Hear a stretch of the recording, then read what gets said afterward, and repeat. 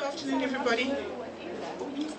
I think those of you who were not with us on the boat, you actually missed a real experience of youthful talent in the Vaal area. And also, you know, just the music itself and the dancing. It was like outrageous. I felt it was outrageous. I don't know how anybody else felt. I felt it was amazing. And it was actually quite nice. I wondered if we can, as we're moving into the afternoon session, we want to have a facilitated discussion. Maybe you can turn to the group in your table, where your table is, and come together as a group at the table and look at possible ways forward for first year lecturers. You know, the kinds of possible things first year lecturers want to see happening. Now, I know that it's a burning issue, and you know, some of the things that was mentioned this morning, like the fixing of plugs, you know, I remember that was a burning issue. And those are the kinds of issues that we are aware about. But I'm thinking more about the kinds of development, capacity development, that first year lecturers would like to experience here at the Vaal, here at Vaal University of Technology. And I think one of our speakers did note and say, because of the institutional culture, you do require that a lot of professional development actually happens. But how would we know what professional development needs to happen if you are not the ones to tell us, you know? And also possible other solutions. And I think today, more or less, we are, maybe for the first time, I think we can see that there is power in actually sharing a little bit around our experiences. Because the more power, more I experience, the more I share. And as I share, I give solutions to others. Like this morning, you gave a solution to one of the speakers. You actually said, when there's no electricity, when the plug doesn't work in the lecture hall, get them to view the presentation before the class on Nutella. Isn't that what you said? So that was quite powerful. So maybe we can look at possible professional development, of possible professional development that needs to occur for first year lecturers. Then we can look at how one person at the table is writing, and then possibly we can look at possible solutions to help the development that are essential, that are bare essential, that are essentials to help first year lecturing at VUT, to support first year lecturing at VUT. So there's two areas. Basically, it's what kind of professional capacity or professional development do you think you would require or is necessary? And then secondly, what are possible solutions, maybe short-term and long-term solutions that we can implement to enhance the first year lecturing experience. Okay. So I wondered if we should we divide up into tables, or should we just have an open discussion? Okay, we have an open discussion. Dr. Ikana, are you taking over? So maybe we could start off with the first comment around professional and capacity development.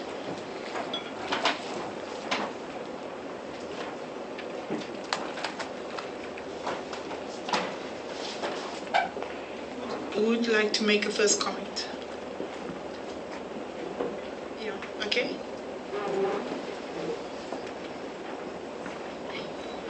Hi, I'm Cleo, Head of Faculty Administration, Human Sciences.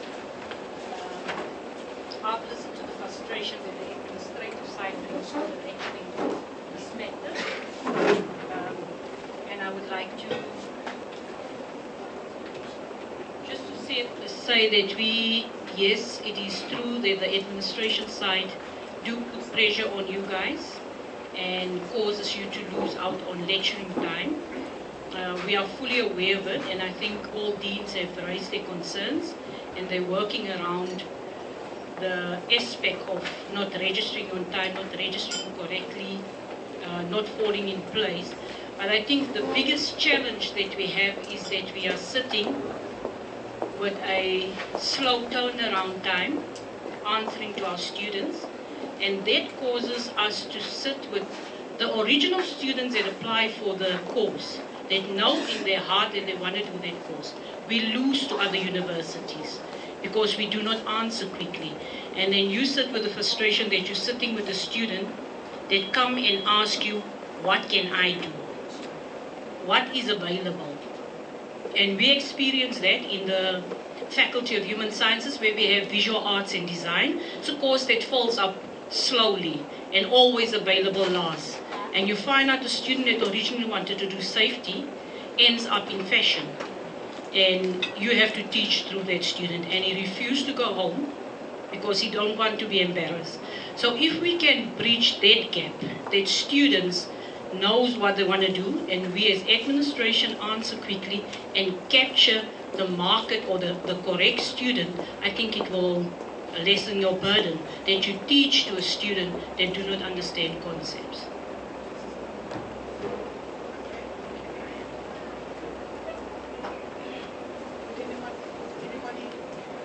Yeah, thank you very much. I'm Solilo Milo from Mathematics Department. I would like to say that my experience is that in mathematics we are teaching almost, we are a service department and we teach almost many students, and then you find that sometimes one semester I may not teach Maths 1, another semester I may teach Maths 1, or I may even stay for 2 semesters without teaching Maths 1. So usually at Maths 1 we come across students who are still, some of them on the adolescent stage, and then their behavior in class sometimes is not so good. So I would suggest that there is maybe a program that you come with that can help first year lecturers in guidance and how to deal with the characters which are not so nice. And there's also a course that some time back we did, is emotional intelligence. I wonder if CAD can also help to organize that to all first year lecturers. And then maybe, like now, I'm the only person from mathematics, but I'm not the only one teaching mathematics. Actually, this semester, almost all of us were teaching mathematics. So how about maybe making it to be done departmentally, if maybe you have that capacity to visit departments? Because if you invite us like that, I may feel that it's not so important and not attend it. And actually for me to be here, I saw the necessity of other lecturers also to be here. Thanks. Any other comments?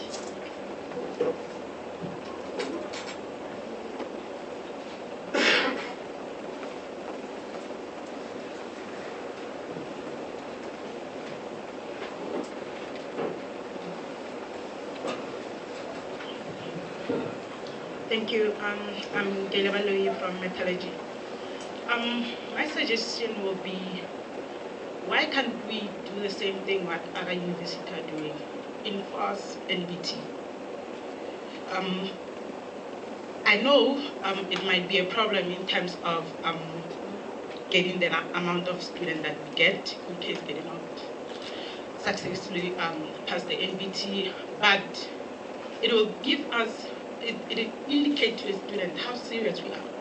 Because if we take any passerby, like our university already closed probably by October, so when they come in January, we're the only open university. So it looks like we're desperate. Therefore, when they come in here, it's like we have to, by all means, serve them, and without them playing the part. Therefore, if we indicate by every student to take NBT, it will create a form of seriousness. And as well, I know CAD, it's kind of not old, but since it's been present, we see by the implementing of tutors and having assistants, especially by being able to contact students in a face-to-face.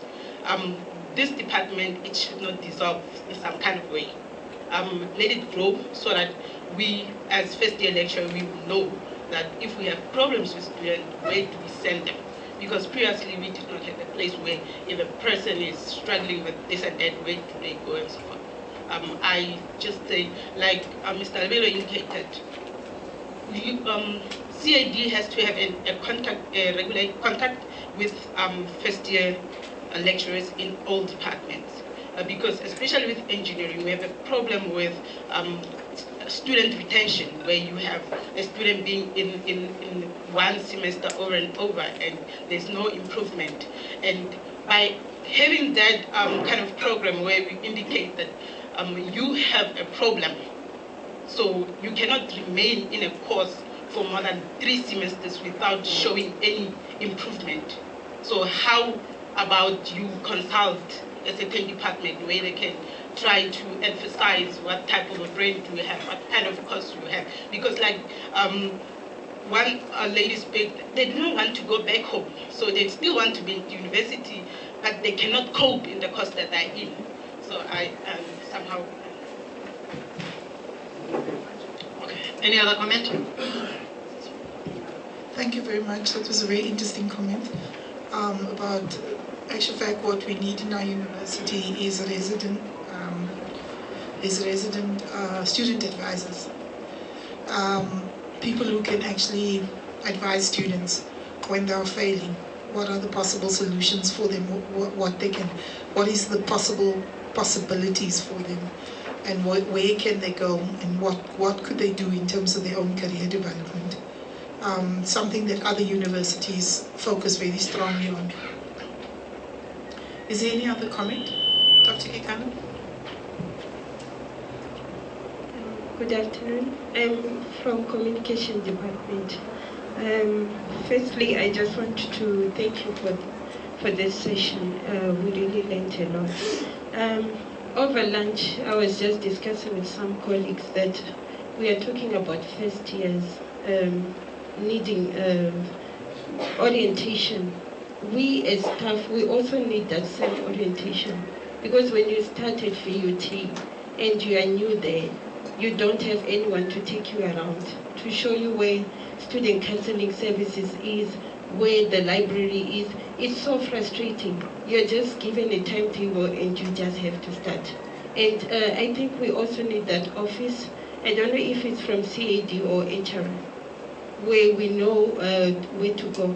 Because now we are told to refer students with problems, and we don't even know where the student support counseling office is. Okay, that's one thing. And then the registration process that happened this semester as well. May you please help us admin side, because the students were in a state, the first years. Some of them, they were almost in tears, because now they were now asking us, but we thought this is a university of technology, ironically, and the whole technical system was in a mess.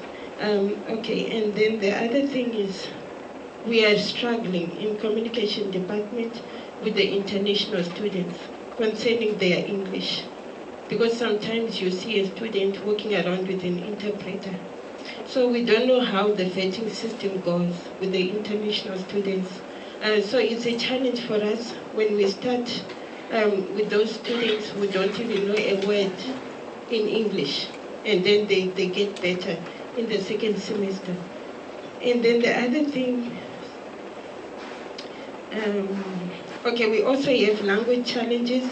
Before lunch, someone stated that in the high schools, even in primary schools, there's something amiss there. Because like in the language department, you ask about parts of speech, the general basics, and they have no clue. So it has to do with the vetting of the students when they come to varsity. Okay, one of my colleagues earlier talked about ethical behavior, emotional intelligence. And I just want to comment that in communication department, we are teaching all the first years. and we are covering so many topics that we were discussing before lunch. We look at things like critical thinking, ethical behavior, emotional, social intelligence, empathy skills, and a whole lot of things. So already VUT has implemented some of the things that we're discussing earlier. Thank you. Thank you so much. Just behind, there's a comment from behind. Thank you, Program Director, for giving me this opportunity. This is Future Professor Marara in Applied Accounting. Actually, Nice to meet you. Actually, I need a clarity regarding the matters of what are the other institutions that are, what are the other institutions that we are not doing at VUT, and with which exactly institution are you referring to? Thanks. Thank you so much. Can I also throw in my 2 cents of how I see things? One of the things that I've realized as we were continuing with this program, the angle which I think wasn't touched was actually from the curriculum development point of view. We seem to be concentrating, well, which is necessary to concentrate on the students themselves, but us as lecturers, from the curriculum point of view, we seem to be confronted with the burden or the conflict between the curriculum that the students went through at the educational school level as opposed to what is happening at the university level. Our curriculum doesn't sort of address the gaps that has been left by the curriculum at the high school level, which I think is the problem. So now the question is, when we develop our curriculums at EDSU-FYE learning, especially for first year students, how do we address those gaps? People are talking of NBTs, people are talking of all those diagnoses of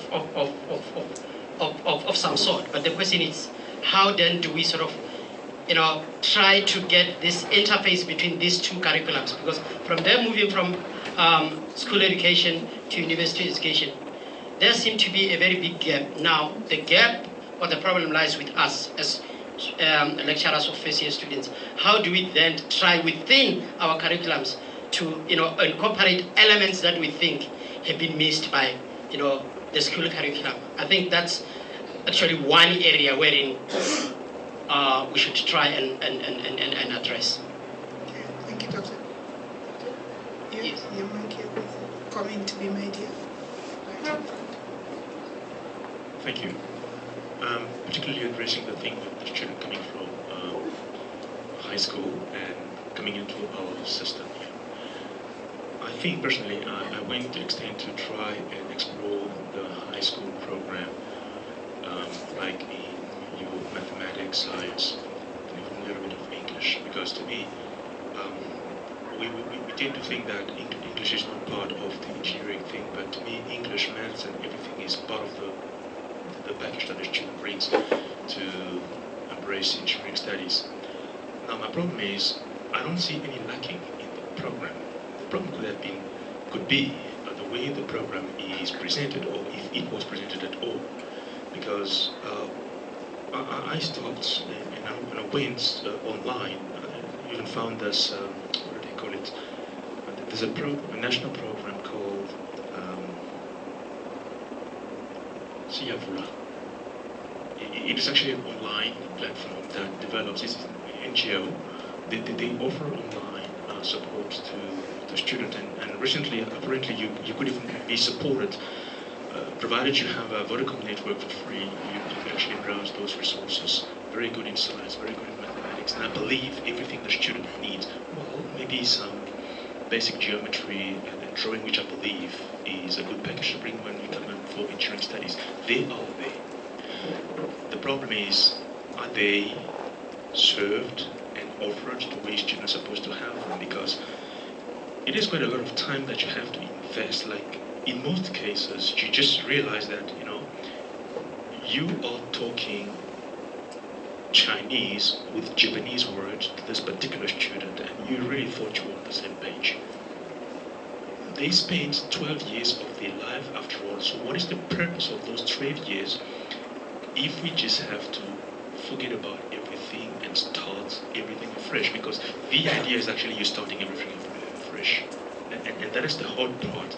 That's why I say, as an institution, I really wonder, are we plugging into the correct system, or maybe something down there is failing us, and we need to address that, because otherwise, it's fine. We will invest time, money, but nothing is going to be resolved, because the moment you dwell so much on some of the fundamentals, because you're trying to bring students to what they're supposed to be, but then at the end of the day, you have another program that is in front of me that I have to offer for that particular student. Now it becomes a conflict. Now here, we're talking about the millennial generation, where we believe that information is ubiquitous, it is everywhere. And I challenge my students to go browse my class resources. Actually, go and browse YouTubes and all these other resources, so that we come from some place. I mean, I've had a case where go to our library. I mean, I know that there is another point of contention. We have a lot of great, good new books, and most of them have no stamp. So that means they've been in the library very long and nobody used them. There's been a time I realized, I offer a subject where I realized that if a student just wrote some fundamental, not sophisticated, fundamental mathematics, and here I'm talking mathematics not as that big other subject, but just as a language. To me, mathematics for an engineering student is the other English, the other French, the other Japanese. It's just a means of communication. Now I tell you, listen, watching it here is actually some basic mathematics. You'll get through this thing. But the children tell you they don't have time. So it is quite a little bit of a challenge, because you don't know where to start, actually. I mean, to me, this kind of forum is very good, because I'm here as somebody that needs help. Okay, I think that argument is just I think we need to conclude, but before we conclude, because Prof. Chumba is here already, I think before we conclude, I think we really need to, I listen to you and I actually feel like crying, because I can understand your frustration. And I'm thinking a lot of other people, other lecturers' frustration when you enter into your class and your students are missing the basics to understanding, because obviously you expect that when your students come in they would have a certain level of mathematics or a certain level of physics, but if they come in and they don't have that level, how then do you get them, where are they really, and how are you actually going to, how far is their gap, and how are you actually going to get them to come on board? And that's the problem. The problem is that is it your place in the first place to bring them on board so that you can start teaching? And I think Carol gave us a nice example of the grade 11 experience that you had, Carol, in mathematics, and how the teacher said no, you're still grade 7, on the grade 7 level, and then brought them up to a grade 11, and then continued to teach them matric. And it brings us back to the question that one of our keynote speakers actually addressed when they said, what's the difference between being a teacher and being a lecturer? And what must you do when you are a teacher, and what must you do when you are being a lecturer? And I think that the way we organize the university, because of our funding, funding remains a central issue to us, especially funding that pays our salaries. And when students are not passing, that failure actually impacts how well the university is resourced, as well as the kind of salaries that we actually pay our staff. So funding remains an important issue. But how do you, as a lecturer, not compromise? Because you obviously feel that you're compromising. You have to keep the pass rates up, but you also feel that you are snowballing. You are actually causing a snowball effect, because you're passing the problem on to the next lecturer, because you didn't address it in the first place. And so I think that these issues obviously are not just a personal issue to you. You know, you're the only lecturer who's going through this. I think across the institution we're having quite an array of these kinds of situations and these kinds of problems. And to a large extent, you know, we're getting feedback. The tutor system is helping a lot of students. We see now the learning communities being established, and in essence we would like to have every first year in a learning community, because they need that kind of support. But I think in terms of the way the university is going to move forward is very important, because we need different career pathways for different kinds of students. And if we are able to accept that, it would actually help us a lot. Because I just came back now from the Achieving the Dream conference, which is a conference that University of Pretoria, University, Witwatersrand University, all these major universities, they're attending this conference. And I really would encourage anyone to go to that conference next year. It's in February. But it helps you, it helps the maths lecturer, because part of what they're doing in American colleges is that they are actually channeling their students into different career paths. They have a career path for maths. So if you are failing in maths, what would be the next step for you to do? You know, where would the student journey towards? And I think that in our situation, I think we need to start re-looking, and I think the DVC can really speak to that. We need to start looking at how we use extended programs, and even more in terms of its severity, we might even look at certain students actually requiring bridging before they actually enter into the university. Now, research says that, and why am I talking about bridging? Because bridging is bringing it up to an NQF level 4, while extended programs focus on NQF level 5. So what is happening is that research in terms of extended and bridging programs show that if you offer the bridging program over a 6-month period, or you offer the bridging program over a 3-month period, or you offer the extended program over a year, depending on what kind of students are in there, only with the necessary support, only 10% of the students would actually drop out and fail. And that these students will continue to complete the qualification in the set time. So I think one of the things going forward for VUT is to look at how can we create career pathways for different types of students in terms of the diversity of our profile. And look at if there are students who are going to be in the normal program, the mainstream program, the program that finishes within 3 years, then who would those students be? And I'm thinking, coming back to our comment earlier of our colleague sitting down there next to the white curtain. She said, we should enforce the MBT, because MBT is able to place students appropriately and tell us what level the student is at, and in which kinds of programs we should be offering.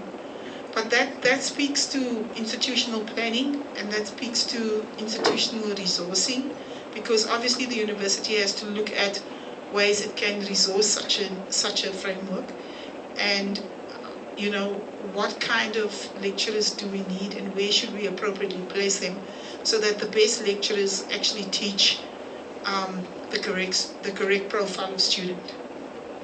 Okay, and so I think that's where universities, I think internationally, are moving very, very, very much towards, and there's a very strong move in the United States towards moving in that arena of actually developing different career profiles, career pathways for their students. The math students, they have various options that they can do. They don't necessarily go directly into the mainstream program. So there are different options for them. So I think eventually it's not just about taking the university forward, it's not just about technology, but it's also about how we are actually going to develop placement for our students so that we can place the correct student. And I'm not saying the correct student in terms of A marks, but I'm saying correct student with the correct program. That we can place students appropriately for student success. I just wanted to make that comment because I think what you're going through is psychologically soul defeating, I think, because you do want the students to pass and you do want them to experience the best. But that this problem is an institutional problem that needs to be addressed by the entire institution. Because ultimately we do not want to compromise our quality and our standards of teaching. Just before I bring Prof. Jumbo up, Prof, I wondered if you can't just move forward. Thank you for coming. I'm wondering if we can start a community of practice where you will meet as first year lecturers with a CAD. You meet maybe once every semester or once every term, and you have an opportunity to showcase experiences. We've had some showcasing here today. And then we can also find some where you can talk and share and also vent, as we have done here. We have actually shared our frustration so that we can be of support to each other. Who would be interested in being a member of such a community of practice? Okay, I see. Should it be per faculty or should it be across the faculties? Across the faculties, okay. So we will send out a notice. Hazel will send out a notice, an invite, and to our first community of practice, which we probably will have immediately after the holidays, and then we can kick off with our first community of practice. And this practice is just for first year lecturers. Yeah. Okay, definitely, we will include you, and we are going to then ensure that we meet on a regular basis and even share resources, share ideas, look at innovation, and just be a platform where we can support each other through this. I think there's quite a lot of names, Hazel, a lot of people put up their hands, so that's a really good sign. Okay, Prof. Jumbo. So I want to thank you for your comments. So if we can just move on to Prof. Jumbo, and he will come and speak about summing up and the way forward.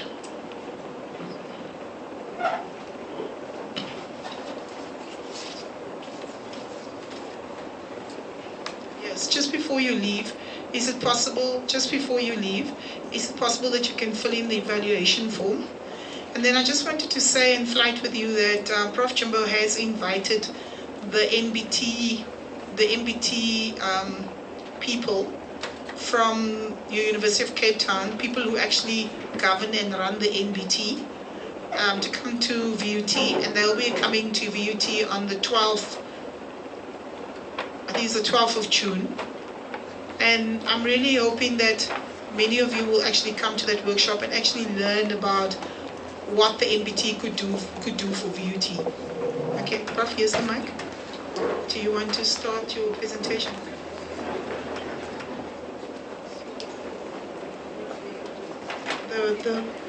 The project, oh, can we?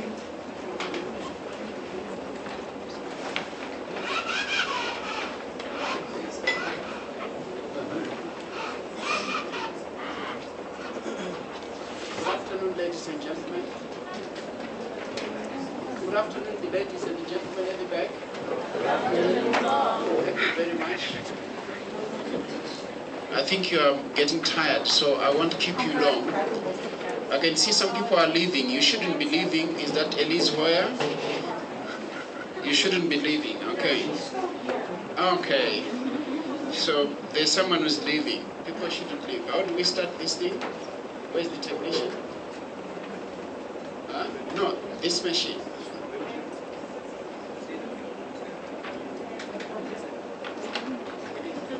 Oh, it looks like it's doing something.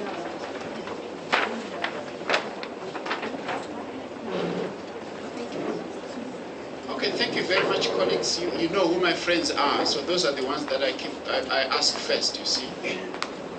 So don't feel bad if I didn't mention your name. I only mentioned one person. But thank you very much. I think this is very important. But I'm extremely grateful that most of you are here this afternoon. And you've been here in the morning as well. I do hope that you enjoyed your lunch. What I'm going to do is I'm just going to share just a few ideas with you.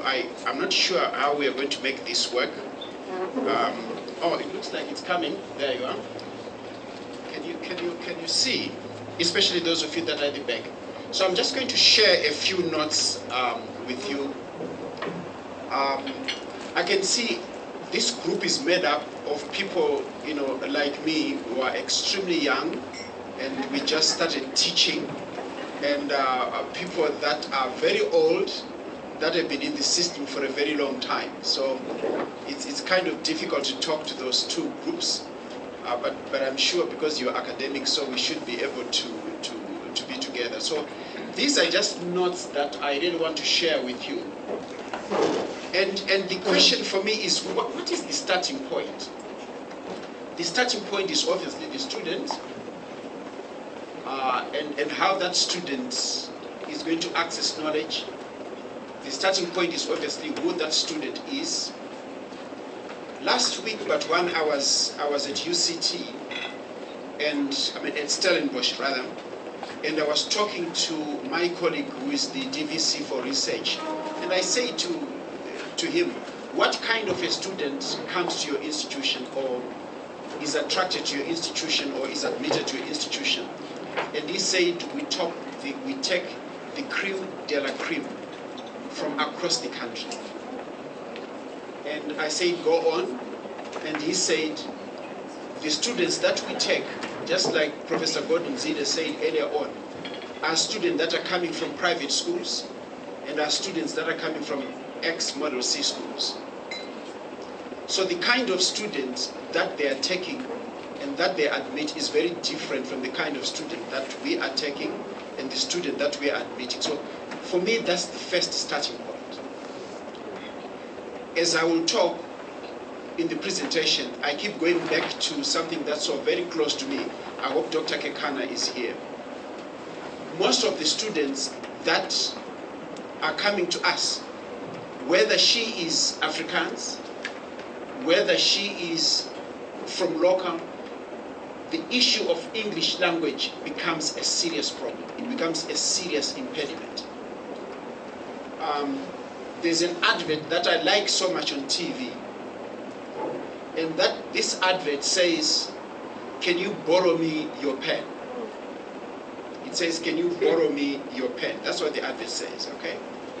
But for me, it's a joke, it's an advert, but it says something about language that is so important, especially in our context in VUT. And what makes our context even so challenging is that we are dealing with science, we are dealing with engineering, we are dealing with technology. And for you that are in management sciences, we've just had one professor from accounting science. You are dealing with accounting science. You are dealing with management sciences. And all these disciplines are new to the student. But most importantly is that the student that comes to us is a student who's coming from a very poor home background. I've got a lot of students who come into my office and they say they're very hungry, they haven't eaten anything because they're coming from very poor backgrounds. So I think we ought to agree that our first challenge is the kind of student that is coming to us. So if you have that kind of a student, then it means you have to prepare yourself as a teacher, as a lecturer, as an academic, as a senior lecturer, as an associate professor, and even as a professor to be able to work with that kind of student. Because that kind of a student requires much more attention than the student at Stellenbosch, or the student at Wits, or the student at UCT, or most of you when you were students, because you were in the top 2% of your peer group. But the students we get are not in the top 2% of the peer group. They are probably in the bottom 50%, because we are taking students with very low marks at grade 12. So for me, that's the first point. The second point that we really need to look into colleagues, I'm happy there are no deans in here today. the thing that we need to look into is our throughput rate and our success rates in this institution. Our throughput rates and our success rates are so low that what I'm going to say is the truth. I don't think I sleep for more than 4 hours a day. Partly because I'm working, but partly because I'm afraid that we may eventually run out of money and the institution will get into trouble. Because as you all know, we are funded on the basis of our throughput rates. We are funded on the basis of our success rates. We are funded on the basis of our graduation rates. We are funded on the basis of the ratio of our full-time equivalent student and our head count. Most of you are very much aware that we've got a lot of students that are taking not 4 years, but 5 years, 6 years, 7 years, or even 8 years to complete either their diploma or even their bachelor's degree. Because of the way our academic structure is constructed. You get a student who goes into 3rd year and she may still be taking a module or a subject from 1st or 2nd year. And she continues to fail, so that student is tied into the system. And what she does or what he does is she or he blocks space for other students who are supposed to come in. So that affects our throughput and our success rates.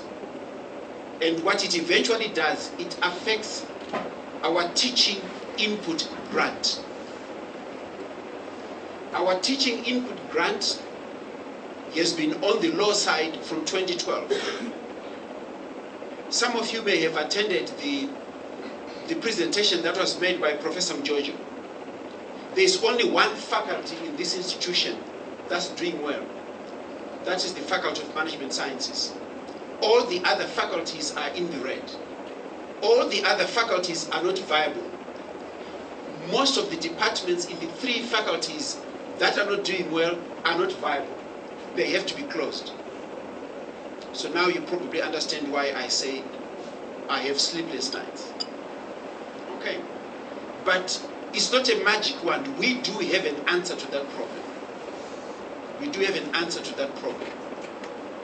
There are departments represented in here that don't even have a program, ladies and gentlemen. Let me repeat. There are departments represented in here that don't have a program.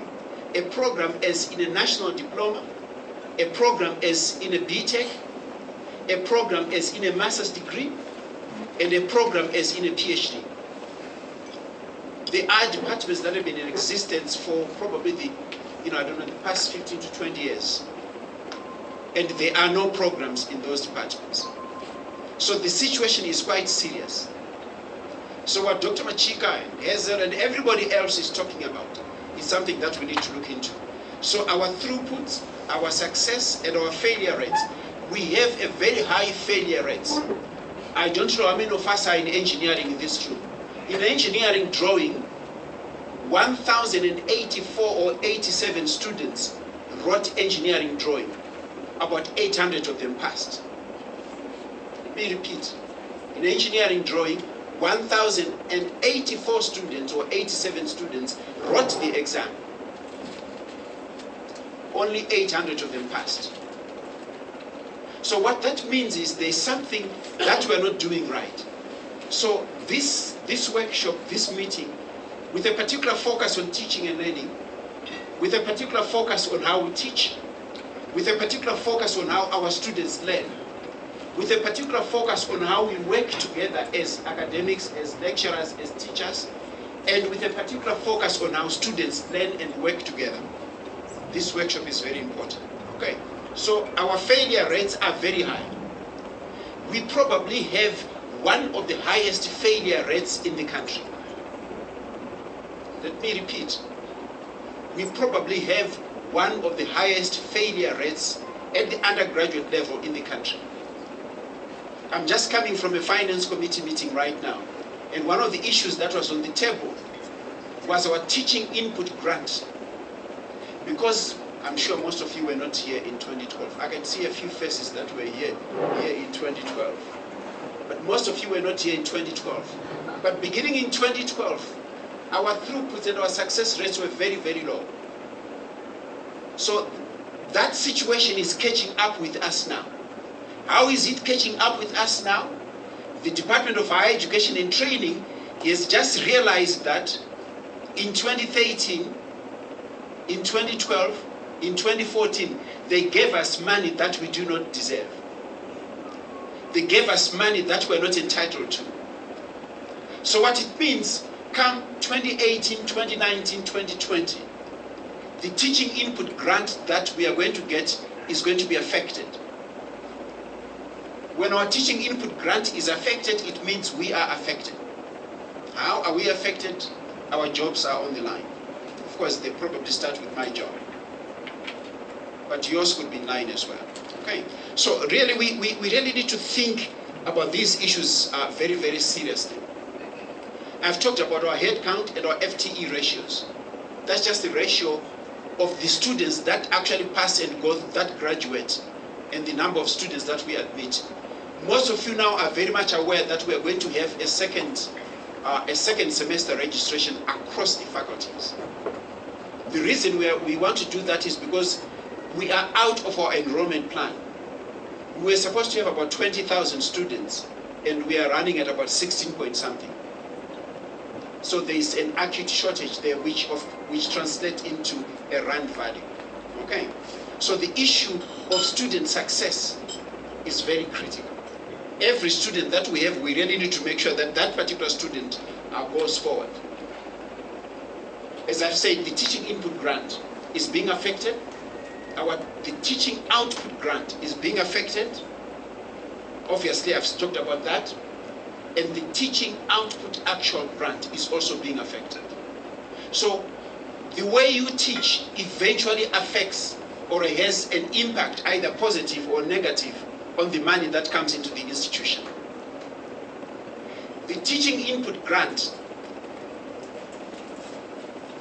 is critical because when that money comes into this institution, we use it for teaching. We use it for putting equipment in our labs. We use it for making sure that, there are chairs where you teach. Those of you that teach the sciences and engineering, you know how crowded those laboratories are. Okay? We need to do something about it, but for us to do something about it, it means we need to get money from somewhere else. Okay?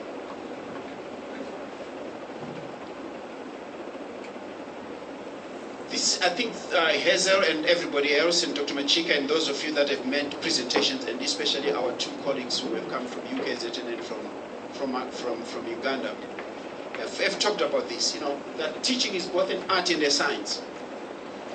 I've got a few friends of mine who are from the physical sciences and who say in the physical sciences and engineering, the issue of pedagogy is immaterial. Can I repeat? Some of my friends who are in the physical sciences, they say the issue of pedagogy or the issue about the art and science of teaching is immaterial. The fact that she has got a master's degree means she can teach thermodynamics. The fact that he has got a master's degree in physics, it means he can teach physics. The fact that she has got a master's degree in English, she can teach communication science. And we all know that's not true. Because teaching is both an art and a science. The reason why it is an art and a science is that we need actually to be taught. We need to get in a class where we are taught how to teach. We may be fantastic physicists. We may be fantastic chemists.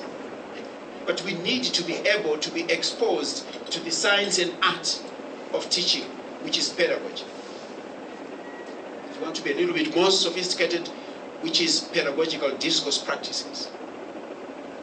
In other words, we need to be able to be taught on how to make sure that we parcel out and present the content, the curriculum, the disciplines to the student. And we all know the student that you have in a lecture room are all not at the same level. This is where my starting point is. We need to understand that the kind of student that is coming to this institution is not the kind of student that is going to UCT or a WITS or a UP or a Stellenbosch. I don't want to say UKZN because we've got a colleague from UKZN. Okay? Okay? You know, so there are vast differences. So we all need to be in a situation where we are taught how to teach NDT and how to teach nanotechnology and how to teach engineering drawing. Because the kind of student that is coming into this institution is a student who is ill-prepared. For those of you that teach science and mathematics and engineering, you know we have got a crisis in our schools. We have got a serious crisis in our schools, especially in terms of teaching mathematics. We have got a serious crisis in our schools because geometry is not taught well. In some schools, they actually don't do geometry. So that's why they fail engineering drawing and most of the engineering subjects. So we need to be ready to get those students in place. So these issues are critical. And we are saying the purpose of teaching is to assist students to engage with the content. Okay? Obviously, students are not passive resistance. They're not passive resistance. And that's why I'm saying, when they get into the teaching and learning space, one day Elise Ware took me throughout the whole campus when I joined in 2014, because she was talking of teaching spaces. So in a teaching space, when learning takes place, we need to know what exactly happens in that space, from the teacher's perspective and from the student's perspective. I'm not going to say, please raise your hands. Those of us that have read that little book by Paulo Freire, The Pedagogy of the Oppressed. Those of us that haven't read it, you know you haven't read it. Okay? And during my time, if you hadn't read it, then you can't say you are teaching in a developing country context. You can't even begin to talk about transformation. Okay? So I think this is quite a serious situation, ladies and gentlemen. So I'm saying for a lecturer to be able to engage with content in a manner that engenders interactive discourses between you and the students. It's a pity I didn't want to come to this presentation because there are a lot of people who don't know me, even up to this day. So I actually get into the lab together with the students. I actually get into the lecture room together with the students. And I've seen some of you teach. I've seen some of you teach. If I was not as young as I am, I would probably have collapsed, had a heart attack. The way some of my colleagues teach. It's not because they're dumb or stupid, it's because they don't have the training. And they don't have these kinds of discussions that we're having right now. So the whole idea about our own exposure to the art and science of teaching is very important. I'm also saying, for me to be able to teach, I have to have knowledge about students and learning. So what am I talking about, colleagues? What am I talking about, colleagues? I have to have some understanding of the psychology of teaching and the psychology of education. Even though I have got a PhD or a master's degree or an honors in physics or engineering, I have to understand the psychology of the learner. I have to understand the psychology of the student. I have to understand the entire psychological environment of teaching and learning in a university or in higher education. I have to understand that. I'm also saying I have to have knowledge about the university curriculum and teaching. When I walked in, Dr. Machika was talking about the curriculum, and some of you were talking about the curriculum. The curriculum is so important. The curriculum is so central. Whether it is a physics curriculum, whether it is a thermodynamics curriculum, or whether it is an accounting curriculum, I have to have knowledge about that curriculum. And I have to have knowledge about how a curriculum is constructed. I have to have knowledge about how the PQM is constructed. But most importantly, I have to have knowledge about how the PQM is continually renewed. I've just said earlier on that we have got departments that do not have programs. It means people are not sitting down to engage about issues of a PQM. I had a discussion with a colleague yesterday, and she says, Mr. DVC, what do you understand about the human sciences? What disciplines do you put in the human sciences? And I said, in the human sciences, you put psychology. In the human sciences, you put sociology.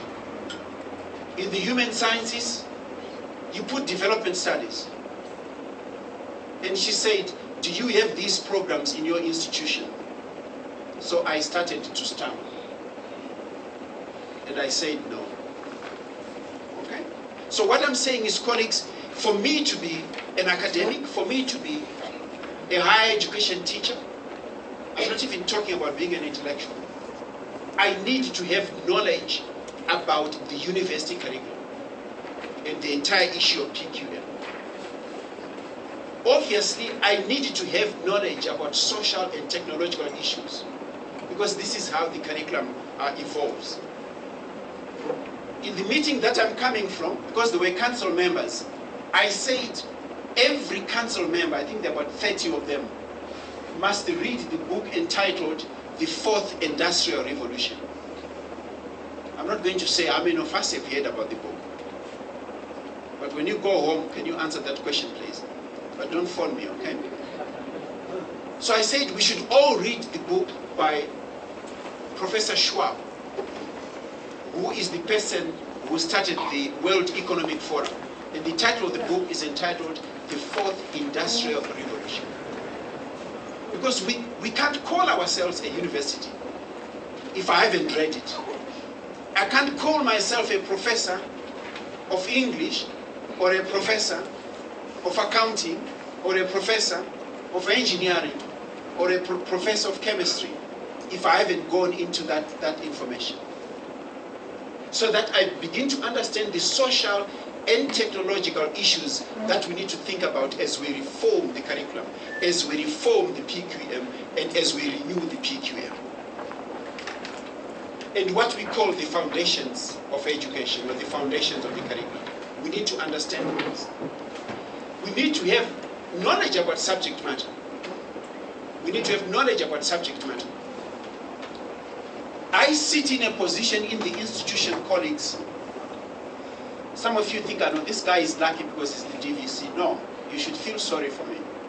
I would never wish my worst enemy to have my job. Why? Because when you fail a student, some of you are sitting here, that student brings that script to me to say the lecturer has failed me and I think I should have passed. And I read it. And when I read it, at times I say, but what was going on in the mind of this professor? Obviously, I don't say that to the student. I call the person through the dean. So it is important that as an academic, you actually have your knowledge. You are a master of that knowledge. You are a master of that knowledge. Which brings me to something that makes most of us very uncomfortable. If you are like some of my friends who have been teaching in this institution when it was the Val Tech, the Val Triangle Technicon, and up to this day you don't have your PhD, and up to this day you don't have a master's degree, what intellectual justification do you have to be teaching? You have no excuse. And there's no justification. It sounds very cruel for me to say it. It sounds very, unhumanly for me to say it, but it's a fact. Because we are in an academic institution. Because in an academic institution, it's what you have done for your honors, what you have done for your master's degree, what you have done for your PhD. And worse still, we're in an academic institution that gives people money to go to school. So you can't be teaching the way you were teaching probably in 1976. It's not possible. The world has completely changed. The world has completely changed. So you must have knowledge about your discipline. There must be depth and there must be breadth, but there must also be recency. Okay, so these issues are at the heart of student success. These issues are at the heart when we interact with our first year students in particular. Because our first year students are unlike the final year or the third year student. Because the first year student is coming into a university for the first time. And the university that she is coming into for the first time, looks like a foreign land to most of the students. They're completely lost. They're completely dazed. So you, the academic, you, the lecturer, you, the teacher, need to be in a particular state, in a particular status, in a particular orientation. Okay? You have to have knowledge, obviously, about the liberal arts and issues related to entrepreneurship. When I went to university myself, and I'll be honest with you, I finished my PhD in 1989. These issues were not important those days. They were not important. They were not important at all. But today they are important. They have to be part and parcel of the curriculum. They have to be part and parcel of the PQM. They have to be part and parcel of what we do, especially our interaction with first year students. So that what you are all calling the first year experience becomes a very useful first year experience. The purpose of a student in a university is to access knowledge. The purpose of an academic in a university is to impart knowledge. The purpose of an academic in a university is to work with others and develop new knowledge. You can't continue to teach the knowledge that you were exposed to yourself. There has to be a fundamental difference. There actually has to be a tectonic shift in terms of the knowledge that you are passing on to others. There has to be a difference. There has to be a difference. So the issue of knowledge for the first year student is critical. The issue of how the first year student access knowledge is critical. The issue of how you ensure that the first year student is able to access new knowledge in an understanding way is really why you are here. Is the purpose of your existence. It's the purpose of why you are there in the lecture. So that's what I mean by epistemological issues. The question of language is critical. I don't know if Dr. Kekana is here. Yes, I'm here. Yeah. Dr. Kekana is here. The question of language is critical. The question of language is critical. I think as an institution, we ought to make use of Dr. Kekana so that we can experiment. We can experiment. Every single one of us in this room, we either have an iPhone or we have a Samsung. Or some people have a Huawei. All those phones are made in China by people who speak a language that we don't understand, by people who write an alphabet that we don't understand. So the question of language is fundamental. The question of language is fundamental. There are very few of us in this room, who dream in English.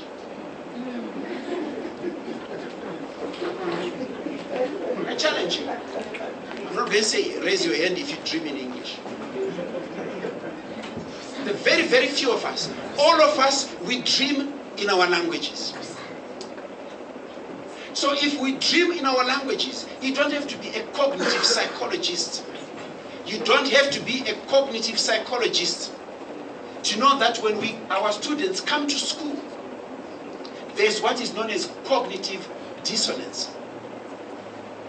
In other words, they think in isiZulu in an engineering class, translate into English, and then hear what you are saying, or write what you are saying they should write.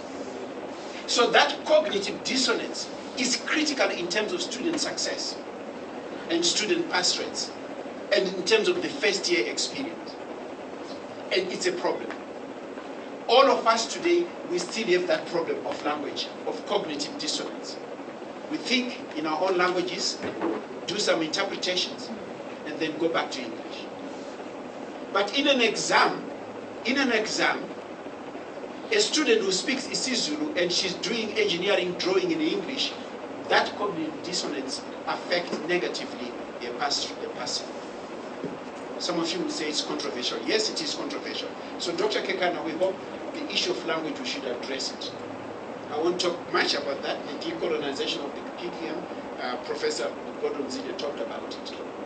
I won't talk much about transformation and Africanization. But the issue of Africanization is so critical. And I know my colleagues in the physical sciences, they say, how do you Africanize engineering drawing? Mr. Manzimure would say, how do you Africanize mathematics? Okay. I'm not going to answer that question for you, but we need to grapple with those issues ourselves. My colleague from Uganda is still here.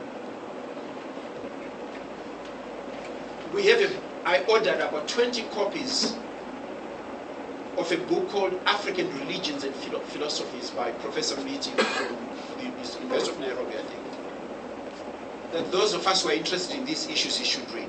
Okay? But I'm also saying the issue of academic literacies is very important. You all know management is under pressure from students because they're saying EDL must fall. How many of us are involved in EDL? Now I want to see the hands. Anybody here? No. Our students are saying EDL must fall. So we need to think very creatively. We need to actually have a paradigm shift of what we do with EDL. And Dr. Machika and others are beginning to think in terms of academic literacies. And how do we bring academic literacies to our first-year students as part and parcel of their first-year experience? I've got a young man that I'm mentoring. He's our student. He didn't have a dictionary. So I said, young man, go get a dictionary. Go buy a dictionary. So he bought a dictionary. So last night we were together in my office. Up to this day, he's a first-year student. I won't mention what subject he's doing because then he may be from your department. He does not know how to use a dictionary. He does not know how to use a dictionary. So the issue of academic literacies, whether we're talking reading, writing, or numeracy, are very important as part and parcel of our first-year experiences. But I go back to my initial statement.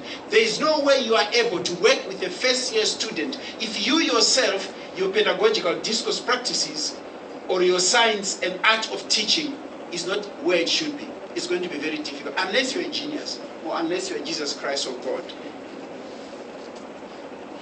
So for me, these issues are very important.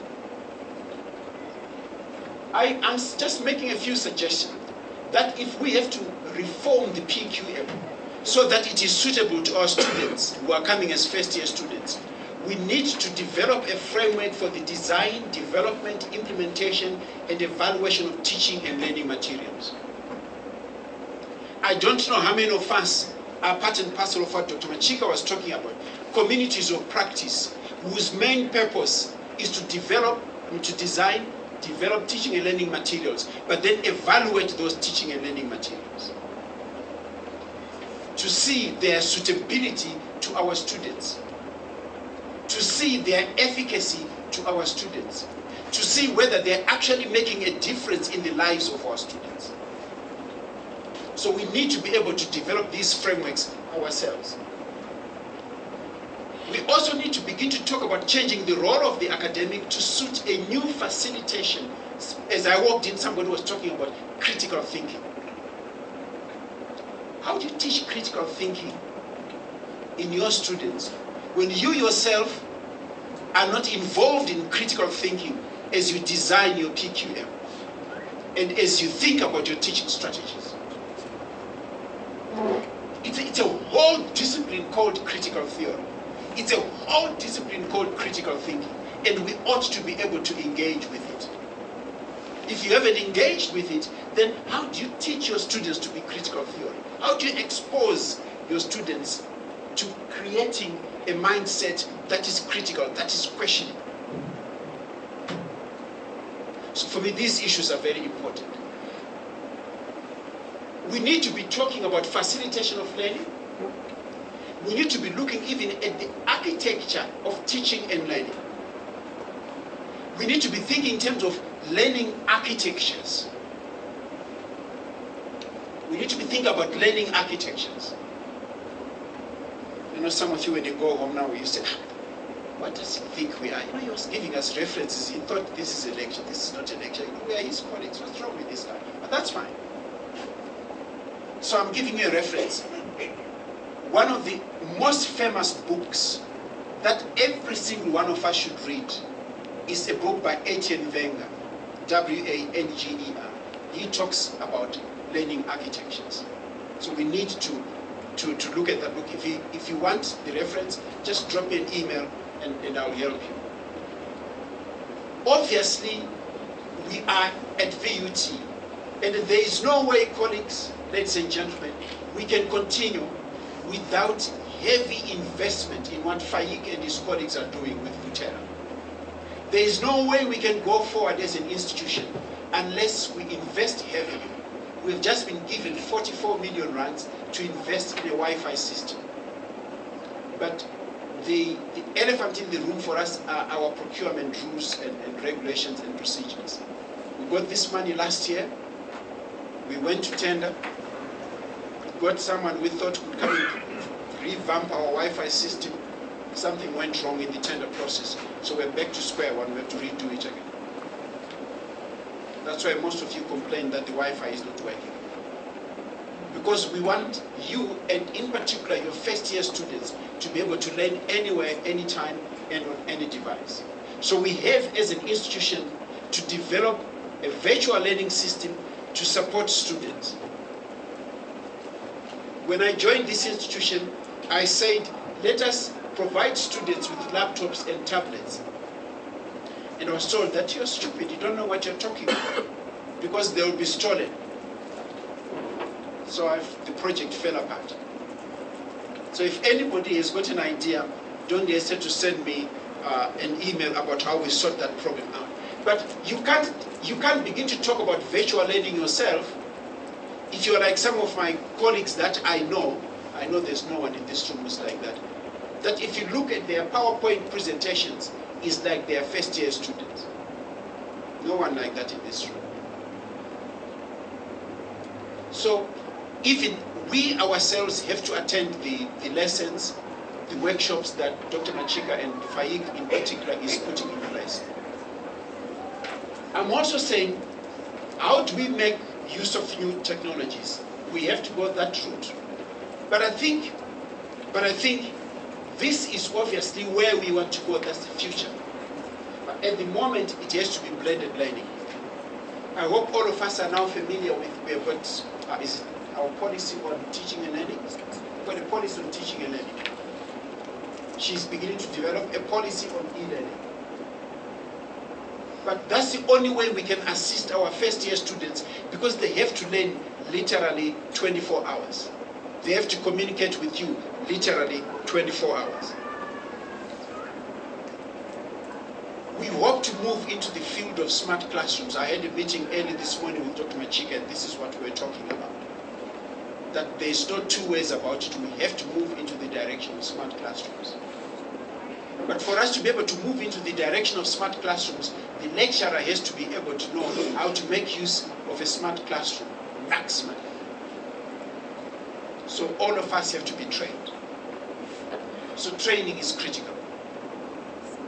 Colleagues, there is no way you can become a good teacher. There is no way you can become a good lecturer.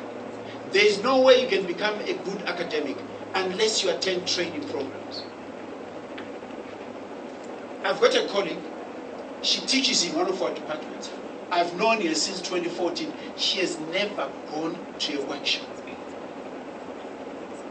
And I said, what's your problem? What's your problem? You can't give me an excuse that, I've got a husband and I've got 2 children. And the 2 children are all big kids. But since 2014, she's never gone to a workshop. So for you to be abreast in terms of knowledge, in terms of what's going on out there, you need to attend these workshops that are taking place. Because the student you are talking to, the student you are working with, the student you are engaging with, the student who comes to your classroom, that student demands much more in terms of expertise and knowledge from you and professionalism about teaching and learning. So you can only become a professional by interacting with other professionals. You can only become a professional by working with other professionals. We are all very familiar because you have all been attending these workshops that FYE has been talking about. That for us to be able to work with our students, we must understand that groups construct knowledge for one another. Okay? I'm not going to read that whole thing. But we all know knowledge or reality is socially constructed. Whether it is in the physical sciences or management sciences or human sciences, it is socially constructed. Right now we are socially constructing knowledge together. So for us to be able to understand how first-year students learn, how first-year students engage with us, and how first-year students engage with their content, we must understand that whole discipline, that knowledge or reality is socially constructed. We have to understand that.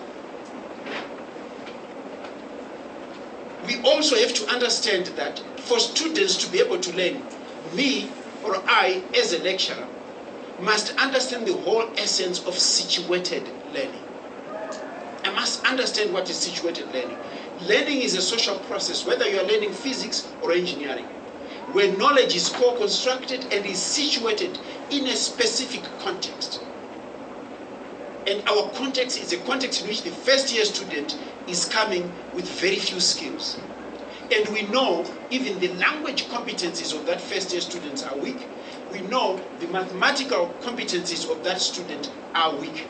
So he demands a lot more from the academic in terms of your own expertise and in terms of your own knowledge and in terms of your own art and science of teaching and in terms of your own predisposition to working with students. I'm also saying, what does ability mean to you? And I'm really addressing you. What does ability mean to you? Ability is what you are capable of doing. Ability is what you are capable of doing. Motivation determines what you do. Last night I phoned a colleague. He teaches in this institution. And I phoned him at 10 o'clock. And I said, but it sounds like you're asleep. And he said, yes, I'm actually asleep. So I said, I'm actually with a student in my office. And I wanted to ask you something. And you say you are asleep at 10 o'clock. I mean, he's asleep at 10 o'clock. He's asleep at 10 o'clock. And we are in June. And listen carefully. He's asleep at 10 o'clock. We are in June. He hasn't published a single article. He hasn't submitted a single manuscript to a journal. And we are in June. And he's asleep at 10. Okay? There is no way you can make it if by June you haven't submitted a single manuscript or even done a proposal to attend a conference. And you are asleep at 10 o'clock. It's not possible. It's not possible. It's not, unless if you're a genius or Einstein or somebody like that. But it is not possible. So motivation determines what you do. And it's your attitude that determines how well you do it. It is your attitude. If you're one of those people that says it can't be done or it is not possible, then that attitude is a bad attitude. Because you are an academic, you're an intellectual, but more importantly, you are an academic, you are an intellectual that works with first-year students or second or third-year students that are coming from very poor educational backgrounds, who demand much more from you. I'll make this available. This is something I call the elephant in the room. The red gown. we are exploring the possibilities of saying, if you've got a BTech or an honors, we give you 3 years to do your masters. If you don't do your masters in 3 years, then we shake hands. If you've got your master's degree and we give you 3 years to do your PhD, and if you can do it in 3 years, then we shake hands. I talk a lot to some of you. And I say, why are you not doing your PhD? You've been here for the past 10 years. Why are you not doing your PhD? And the reason I give them is very simple. I say to them, if you've got your PhD, the money that drops into your pension scheme is more and more and more and more and more and more on a daily basis, or on a monthly basis, or on a yearly basis. But if you don't do your PhD, it gets less and less and less and less. And when you get as young as I am, and you want that money is not there. When you go to hospital, like those of us that are very young, you go to hospital, they say they want to do an MRI on you, on your knee. They say, give us 12,000 rands. And you say, I don't have the money. And what happens eventually? You die. Okay. So this is something we really want to put on the table. That you should have your master's degree, you should have a doctorate. The VUT offers mentoring. There are workshops on teaching and learning and on short courses. And why are we doing this? So that at least you're able to work with students that are coming from weak backgrounds. So that the so-called first year experience, you are able to engage with that first year experience. I know there's still a problem that if you are on contract, you don't get money for training. But we are working on that so that everybody gets money for training. There are a lot of us colleagues, and I'm sure there's no one like that in this room, who don't read their e-communication. There are so many offers that come via e-communication for money for you for training, even overseas. But some of us don't even bother to read them. Some of us don't even bother to compete for them. So what I'm saying is, what makes you an intellectual is your postgraduate training. What makes you an intellectual is your master's degree and your PhD. Your honors or your bachelor's degree is but the beginning. But you become an intellectual, you become a scholar, you become an academic once you get your master's degree and your PhD, and you start to profess in your own area, especially in terms of teaching and learning for the first year student. So this is very, very important, colleagues. This is so important that we need to improve these qualifications. I don't know whether you can see properly here. How do we fill this gap here? It's our expected performance and our actual performance. It's our expected performance and our actual performance. A lot of us are failing to fill this gap. In some cases, this gap is getting wider and wider and getting right to the bottom of the screen. So we need to work very hard and make sure that we fill that gap. I just wanted to show you these figures. Yeah? This is from Applied and Computer Sciences. It's our graduation rate for 2013, 2014, 2015. Look where it is, 17%. So that faculty is actually not very viable when you look at these statistics. It's not viable. And you know what that means when we say the faculty is not viable. It means there's something that we're doing about our teaching and learning. There's something that we're not doing right in terms of ensuring that our students, especially our first year students, come in, we do well with them, and they pass to go to second year. We go to the next one. Faculty of Engineering. In 2011, look where you are. In 2013, look where you were.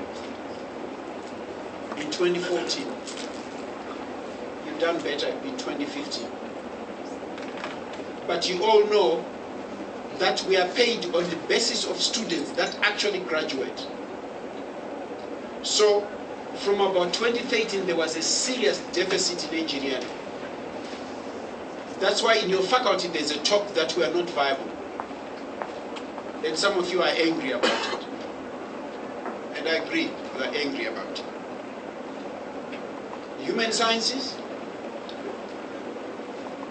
look where we are, 2013, 2014, about 14%.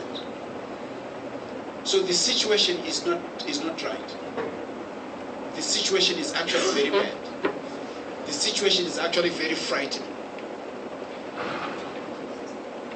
Graduation rate for the Faculty of Human Sciences seriously underperformed with the graduation rates of 10% in 2013 and 14. You improved in 2015 with a graduation rate of 14%, which remains extremely unsatisfactory. On the other hand, the Faculty of Management Sciences is the one that's performing so well, according to the statistics that we have. We brought in a consultant to look out for these figures for us, and this is what he found out. There is management sciences. So we really need to clap for management sciences. Can we all clap for management?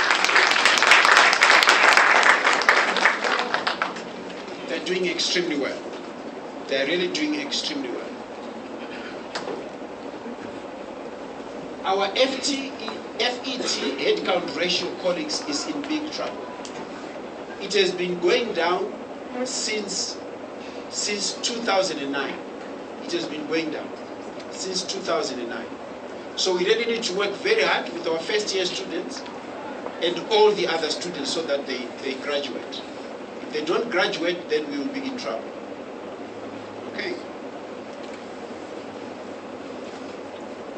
To conclude my discussion, what we need to focus on is organizational learning, institutional learning. All of us have to learn. I have to learn, you have to learn, Professor Gordon Zide has to learn, all the deans have to learn, the university has to learn. If the institution doesn't learn, we are going to atrophy. When we atrophy, we die.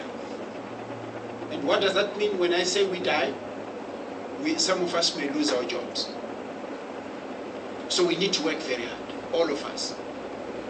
Number two, capacity development is critical in the institution. I sit on the staffing committee. We hardly reject any application. If an application is rejected, it's because it was not written right properly. But there are probably just about 2 or 3 of them. And you can quote me.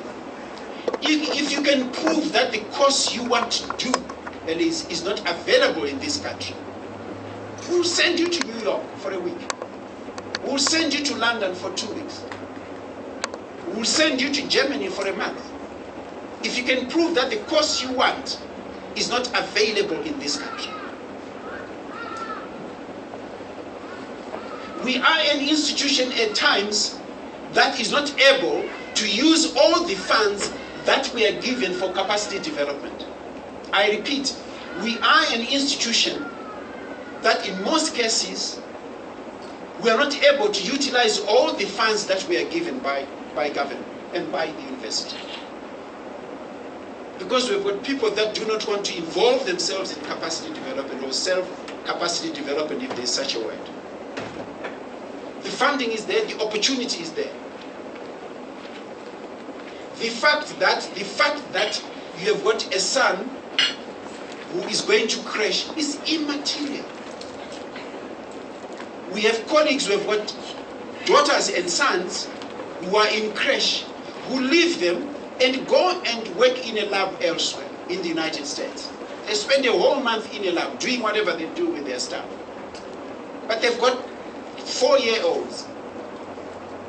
So the fact that there's a 4-year-old at home is immaterial. I know some of you say, but you're a very young person, you don't have children, you don't know what you're talking about. That's okay, it's probably true. But all I'm trying to re-emphasize is that there is that opportunity for you. That opportunity is there. You can go to Stellenbosch for a workshop. You can go to UJ for a workshop. You can go to UKZN for a workshop. If you can justify it, you can go to Uganda for a workshop. I happen to know the association of African universities has these workshops across the African continent. I was even approached to mount one such workshop in this institution on research, on teaching and learning, on publishing, etc., etc. So capacity development is critical. I'm also saying, I think Dr. Machika and Hazel, we probably need to begin to think about a service charter with students. We probably need to think about the merit and demerits of a service charter with students that we actually put out there on the wall. We actually put out there on the notice board. So that's the service charter that we all adhere to together with our students. Because colleagues, somebody has given us his son. Somebody has given us her daughter and say, mold this child into a useful citizen for this country. So we must have a service charter. But I'm not imposing anything. I'm saying, let us begin to think of the merits and demerits of a service charter. So once we begin to talk about organizational learning, capacity development, staff and student service charter, then we can begin to talk about reimagining this institution. There is no way we can survive if we do not reimagine this institution. We have to copy from UKZN and then do what they're doing better. We have to copy from our colleague from Uganda and do whatever they're doing better. That's the essence of this institution. And that's the only way we can make our university survive. Okay? I'm almost done. I've just put a few strategies for transforming the PQM. Whether it's engineering or physics, we have to talk about African knowledge bases. We have to talk about African philosophies, because we are in an African country. Because I'm so young, I mean, I know one or two people. You have always heard some people say, you know what, I'm going to Africa because I'm going to Nigeria. I'm going to Africa because I'm going to Nigeria. Okay? And you know what that means. So that's what I'm saying. I'm saying you need to pause and think critically. You need to pause and think critically. Because we are located on the African continent. Charity begins at home. I've just been talking to some colleagues, and I'll mention it. I've just been talking to some colleagues in communication science. You don't have to reinvent the wheel. Go to WITS, go to UKZN. What are they offering in terms of English and communication studies? Go to Uganda, go and see. In fact, you don't even have to go there. From your phone, from your laptop, you can see what they're doing. Look at what they're doing at Ibadan in Nigeria. But, you know, some of us, for the past 15 years, no program. We don't even offer journalism. All of us are on social media. We don't even offer social media as a discipline. And then we complain that we don't have money. Then we complain that we're not being given positions for lecturer, senior lecturer, or professor. So we need really to shift our gear.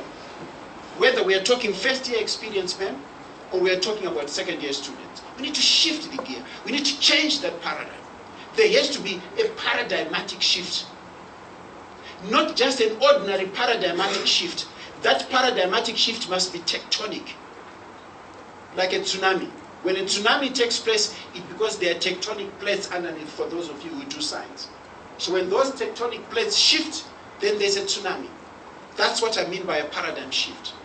Your paradigm shift should be tectonic in its perspective, so that then we can survive as an institution. Because we've got two visitors, I don't want to wash too much dirty linen in public. I would have told you where we are on the pecking order of institutions. But I don't want to embarrass ourselves. Some of you know. That lady over there, she says she knows. Okay? But I won't mention, because we've got visitors from outside. And I'm actually saying we need oppositional discourses. You have to be skeptical, especially those of you in the physical sciences and in the chemical sciences. You have to be skeptical about everything. You can't be an academic in science if you're not skeptical. You have to challenge that this thing, can't it be done another way? It can be done another way. You have to say, why is this thing so big? It's archaic. It can be done another way. Those of you in the sciences, you remember the so-called mega trends in the world. Miniaturization. When you get younger, most of us are going to have little things that pump our hearts or that jog our hearts so that our hearts can don't die. So you need to be skeptical. You need to believe in an oppositional discourse. You can't go forward unless you believe in an oppositional discourse, especially when you've got first-year students like the ones that we have. You need to be a very skeptical person. And I'm also saying, obviously, you heard Pauline talk about communities of practice. We cannot go the route of blended learning or e-learning unless we really revamp the notion of communities of practice. And the notion of communities of practice, like Elise used to talk to me some time ago, it can be physical and it can be virtual. It can be physical and it can be virtual. Once it is virtual, you can get somebody from KZN, UKZN. Once it is virtual, you can get somebody from Uganda. Once it is virtual, you can get somebody from Germany.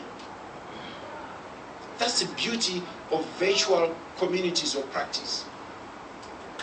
When you work with virtual communities of practice, you deconstruct the notion of time and distance. What does that mean? It means there's no place far. Because we've deconstructed the notion of time and distance. Right now we can talk to somebody who's in Asia, who's in Mexico. Because of technology, we've deconstructed the notion of distance. So we can actually use deconstruction to ensure that our communities of practice, especially with academics that teach first-year students like us, we begin to talk to them and hear what their experiences are. And I'm also talking about discipline knowledge. You can't be an academic if your discipline knowledge is weak, if your discipline knowledge is shallow, if your discipline knowledge is so weak that your students will question what you're doing. And believe it or not, I have students who question what some of you are teaching. They come to me, they say, you see this textbook? Look what he was giving us. Look what she was giving us. Exactly the way it is in the textbook. They come, they say, I failed because she said she wanted it the way it is in this textbook. I'm not going to question you on that, but I'm asking you to pause and look reflexively at that notion of teaching, or reflectively on that notion of teaching. Thank you, gentlemen and ladies. Pauline wanted people to ask questions, but I know some people want to go and pick their children. It's about 4:20, so we have 10 minutes, because we normally finish work at 4:30. So if you've got any questions or comments, they're most welcome. But any question? There's a question right here. I have a question. With a very, very thoughtful speech. I just wanted to know, for example, critical thinking. Now, I'm a physicist. For a physicist, critical thinking is different, for example, to a human scientist. For example, in physics, you would critically think, in which cases can I, for example, apply this formula? For example, it's not generally applicable, it's only applicable in certain cases. So then I would call them critical thinking. That's an excellent question. You're talking to somebody who reads New Scientist every month. Okay? The Google car, that Volvo car, yes, that Google is using, and you sit in the steering wheel, and you don't touch the steering wheel. The person who invented that critically said to himself or herself, is there a better way we can drive this car? That's the beginning of critical theory. Yes. What that person has said, that person has seen knowledge in front of him. Has seen knowledge in front of him. And what he has done or she has done has taken a step backwards and say, how can we do this thing better? Yeah. Okay? Critically, reflectively. That person is questioning what he or she is saying. It's a pity that we don't have a board in this room. But what that person is involved in, that person is involved in what we call reflexive practice. So whether you're talking nanotechnology or whether you're talking communication science, you can think critically, okay? But we can take the notion of criticality to a different level, where we question ideologies, where we question dominant views, like the students who are saying fees must fall. You and me, when we went to school, we never questioned the fees that were being charged. But they're beginning to question because they look critically, they look reflexively. Okay, for those of you that are interested in this discipline, you read Pierre Bourdieu. Okay, so that's what I mean. But I've given you an example in physics. Each time I get on a plane to go to Cape Town or to Durban, I say to myself, how did somebody think that this massive thing carrying 400 people can actually fly? But those of you that do physics, you know the principle of reverse thrust. That pushes the thing forward, but kicks back as well. So that person was thinking very critical. And buoyancy. Exactly, yes? Buoyancy. Buoyancy, yes, I know. Okay? But I'm saying that person was thinking critical. He makes me make a statement that I thought I shouldn't say. But colleagues, this is not for the ears of our two visitors here. We don't want them to hear this. If you go to other institutions at 10 o'clock, there's no place to park. There's no parking space. Why? They're busy in their labs. They're busy in their offices. I walk on campus from my office at about 10 or 11 to go and check that the students are in the library. I want to cry, even at my age. Lights are switched off. People are gone. People are gone. I went to the US for the first time in 1985. And I woke up one morning in my hotel at 3 in the morning, and I looked across the window and I saw cars moving, yellow cars, obviously I didn't know they were taxis. I saw yellow cars moving. Then I say to myself, no wonder why they are so rich, because they steal our money while we are asleep. Okay? That's not for the ears of our visitors, please. But all I'm saying, colleagues, for you to be critical, you need that space on your own, in your lab, in your physics lab, in your engineering lab. Okay? But move at 10 o'clock. Move at 10 o'clock. In those labs, they're closed. There's no activity. There's no activity. There's no activity. I leave my office at times at 4:45 in the morning. I'm not saying do exactly what I do, because I don't have young children. But critical thinking is for you to be able to pause and to look at yourself reflexively and in the mirror and say, is there a better way of doing this? You and me now know that Apple has come with a better way of doing this thing. It's Bluetooth. It's Bluetooth. The person who invented Bluetooth said, do you have to put a CD in there? Is there a better way to do this damn thing? Do you have to pick up your phone and say, hello, honey, I'm here? There you are, gentlemen and ladies. Sorry, I got a little bit carried away. Any other question? Dr. Machika, we've got 1 more minute. Just one last question, thank you. Thank you very much, Professor, for the presentation. I'm very motivated to develop myself personally. But what I found it challenging is that the information that we get here when you come to implementation is difficult. Last year I presented a paper on in CID, I think it was a developmental seminar, and we were told that after that seminar we are going to get an opportunity to sit down and rewrite our papers for publication. And Professor mentioned that there's 25 million that was not used. But when coming to implementation, there was a challenge. There's a program for women leadership, health leadership. Last year I applied for the first one where they inform you about it. The second one, I couldn't go there because there's no funding. As Professor was saying, that the e-communication is bringing a lot of development and opportunities. This year I've applied, but I was told there's no money.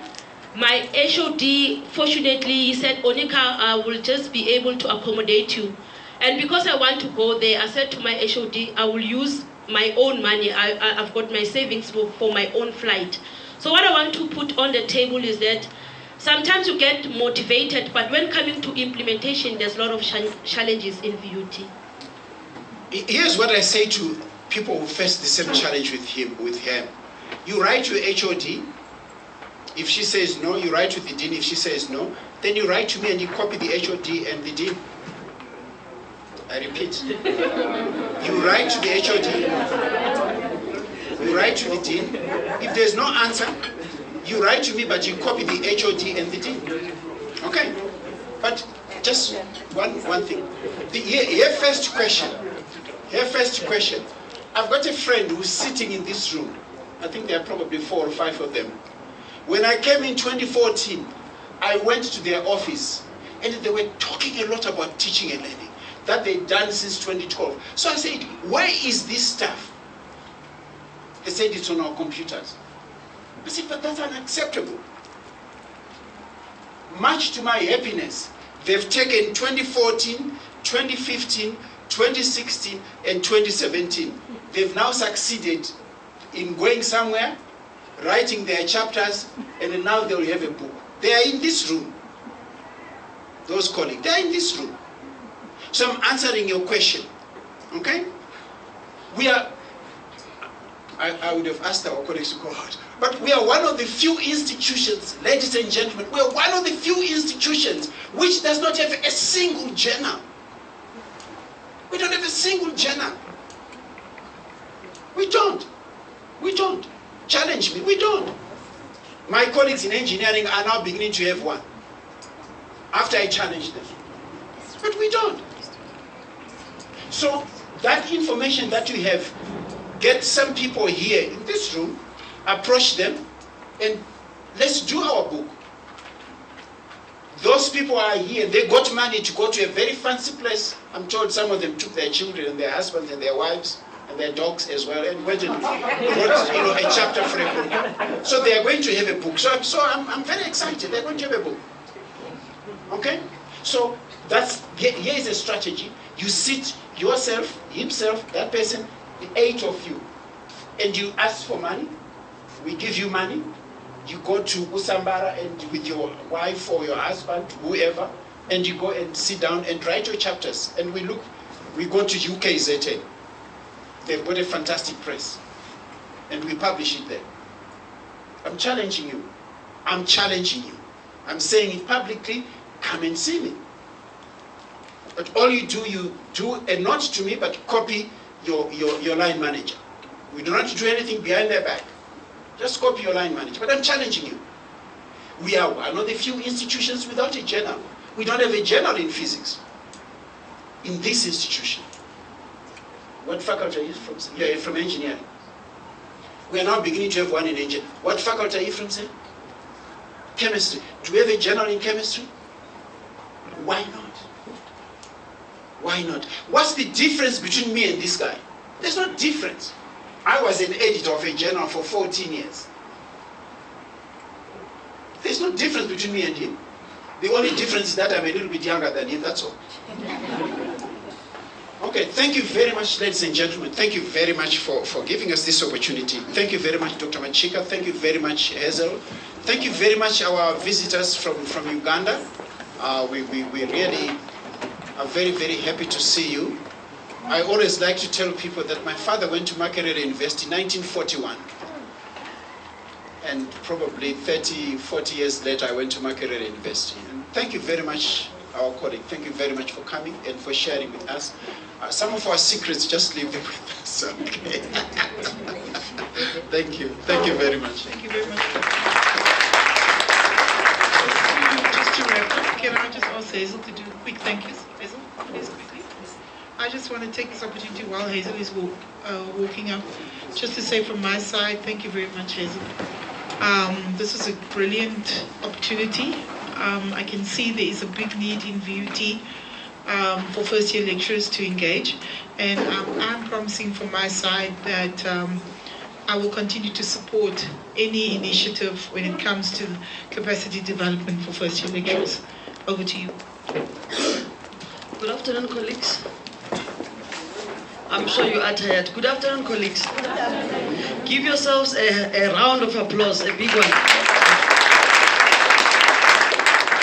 Turn to the person next to you and tell them well done for staying up until 4:30. Well done, man. Well done.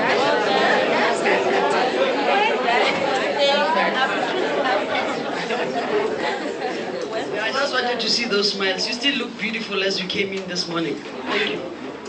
This one is a short one, just to thank everyone who came. And CAD wishes to thank you. I'm actually talking also on behalf of the whole of CAD staff. This was not a job that was done by one person. It might have been borne by one person, but in actual fact, in terms of the carrying out of this whole thing, I'd like to, where's Millie? Millie's here. Millie, please stand up. I must thank you. This is Millie. She did the administrative part for me, and you know, we ran like we did not sleep. Prof does not want people to sleep, and definitely, Prof, I assure you, me and Millie at 2 a.m.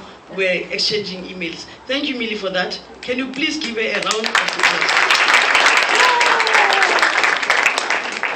My supporting team at CAD, all members of CAD staff, please, can you please stand up so that you are acknowledged as well? And if you don't stand up, I will call your name. So I don't want to embarrass people. I just want people to stand up, and I want to thank everybody who works at CAD. Everyone.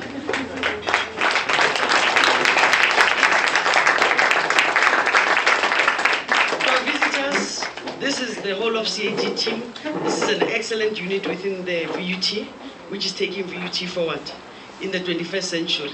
Fourth revolution. Industrial revolution, we are there. We are taking it forward, Prof. We are going forward. Lastly but not least, I would like to thank the sound man who was with us and the cameraman. Dean, thank you so much for your hard work the whole day, bearing with us. Thank you, Hugo, for being with us as well. And where's Chantal? She's not here. In the office working. Can our executive director, Prof. Mashika, please stand? Please stand. Yeah, you are a prof in making, Prof. Zimbo, everybody's a professor, so you are a professor. Thank you. This is our executive director. For those that did not know, sometimes we pass each other in passages in VUT. Our speaker earlier on did say we don't even greet each other. We just pass each other, but I guess those of you who are here today, when you see me, you will at least smile, and I will also smile back. It's something that I've learned today, that we don't pass each other on the passages, but that we acknowledge that we are not only colleagues, but we are a family because we're at VUT. So this woman has given me latitude to do whatever I want. She said, go and run with your ideas. Sometimes they're crazy, but go and do whatever. And I'm happy that you supported me with this vision, and it happened. And now we see how important it is for first-year lecturers who are teaching our students, who are teaching our kids.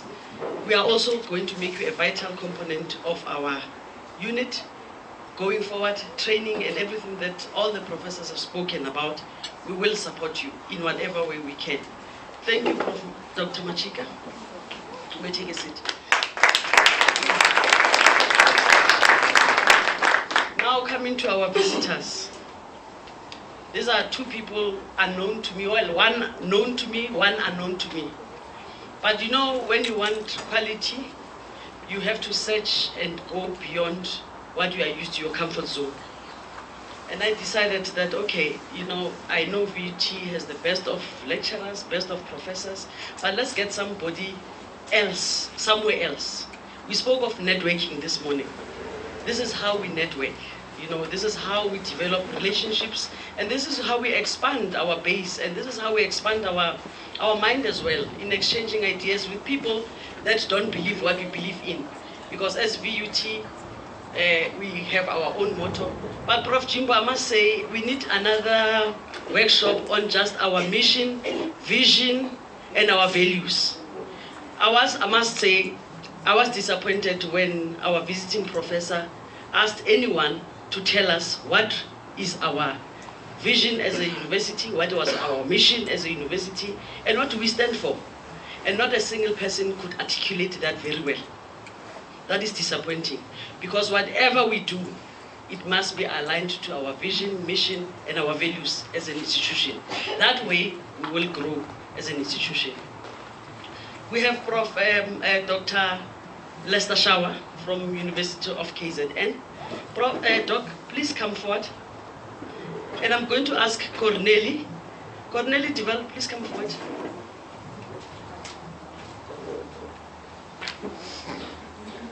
This is Corneli Deval, for those who don't know. Oh, Van der Walt, sorry. She is our first year experience manager. She is back. She was on sabbatical leave. So I will be taking leave of absence, not from the university, but from the portfolio that I was just holding for her for the last 9 months. She will be running with it. And I took from her, you know, at the interview, she was grilling me, and I was like looking at her, but you didn't make a bad choice. Yeah, this was the best choice. Yeah, no, she did, and I'm grateful for choosing me of all the candidates that came. But she will carry the baton. We will be there to support whatever it is that is there. And she will be handing out the presents to, we have, where are the presents? We'd like to thank Dr. Lester Shower. We can hand out the presents. Just the gifts. The pen. Big and small. Big and small. Big and small. Yeah. I don't know what this is, but you can give it to your wife, your kids, whoever, that you, and say thank you for allowing us to steal you for 2 days away from them and being with us, and continue loving VUT and supporting us. We'll be finding more collaborations in the future, and I'd like to thank you so much. Thanks.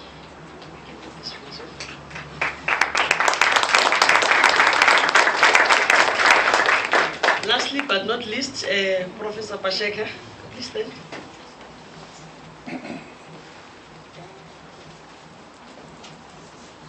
Professor Pasheka is one of the great minds that helped me to finish my master's. He was a visiting professor at where I was studying, University of Limpopo. And within that week, Professor Pasheka, you made an impact in my life, because you almost remind me every time when Prof. Jimbo is talking, because you are passionate about education, you push education and you support education, and you believe in your students. And in that week that we interacted, I learned a lot, and just to let you know that I did finish my master's. I think that is why, you know, I thought of inviting him to come and see that, you know what, you did not make a mistake. I know I was a scholar that talked too much, that asked a lot of questions. You know, I like talking. So, you know, he would listen, and maybe, you know, we normally grew up saying the people who are talkative are normally going to end nowhere. So I'm telling you now that I'm in my doctorate pursuit, and I'll make you proud. So I'd like to thank you so much. Ask your wife, your kids, and say thank you for, on our behalf, that you have been with us, and you will still be with us tomorrow. And Saturday, as you go back home, tell them VUT is your family, and we are going to find commonalities. We are going to merge. We are going to talk about whatever we'll be talking about. We have our DVC, a very supportive, senior member in our university. So I'm sure we'll be talking more. We have a great team of supporters, so you'll be fine. So thank you very much for your time and everything that goes. Thank you. Jimbo, you also need to come to the front, unfortunately. Okay. Thank you.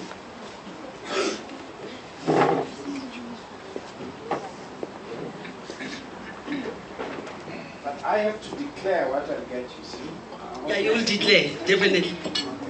Yeah. Now I'm talking about Prof. Jimbo himself. I think I was 2 days into VUT and we were in this kind of setting and I was asking a lot of questions about this and that. And then going forward, I think you have supported CAD, you have supported us, Prof. You have supported everyone that has the zeal to go forward in life. And we appreciate that very much to have such leadership in our institution, Professor Masheka, the brains behind anything. He supports anything that we have, and he has an open door policy where anything that you want to share, talk to our ET, as I said, we are having a very supportive team. And then he will send you to our supportive senior person in our institution who is always willing, as he says to you, 2 o'clock, you must be up. As long as you are interacting with him, he's that kind of a person. Prof, I'd like to thank you for this gifts from CAD. I'm sure you have never received anything from CAD, but now that you are receiving even 2. So when you drink your lona at 2 a.m., you can phone Dr. Machika at 2 and tell her you are drinking coffee. Thanks very much. Thanks very much.